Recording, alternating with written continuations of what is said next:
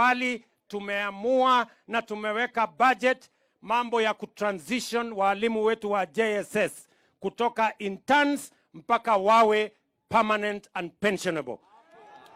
Teacher Service Commission pamoja na wizara wanaweka mpango sasa ya program ya confirmation of all our JSS teachers. I want to ask our JSS teachers to be patient with us as we make the necessary arrangements, but to assure them that the money to transition them from interns to permanent and pensionable is already in the budget, and we are going to do it. We have instructed the Teacher Service Commission to commence the process of absorbing these teachers into permanent and pensionable.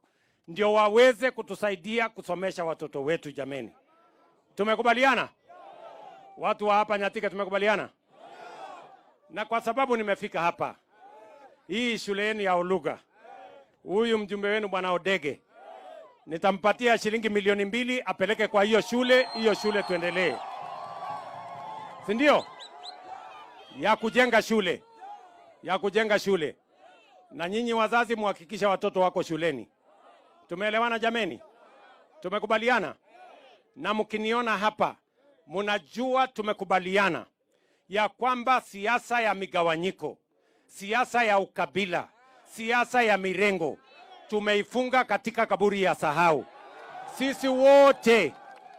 Sisi wote tunaungana kwa sababu sisi ni watu wa nchi moja, with a common destiny. We are one people. God has decided that we are all Kenyans, people that are united by our nationality, by our destiny. Mimi nawauliza watu wa Nyanchike jameni, mnakubali tuungane ama mnataka tutengane? Mnasema tuungane? Hebu wala nasema tuungane. Tuko pamoja? Na leo mimi nimekuja hapa na waziri wetu mpya wa mambo ya stima. Huyu mungwana anaitwa Opiyo Wandayi. Sawa sawa?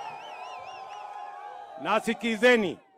Huyu mungwana sasa tumempatia shilingi bilioni 1.6 ya kuunganisha stima ya watu wa hapa Migori. Mnanielewa? Watu 19,000 wapya tutawawekea stima makwao bila ya kuuliza pesa yeyote.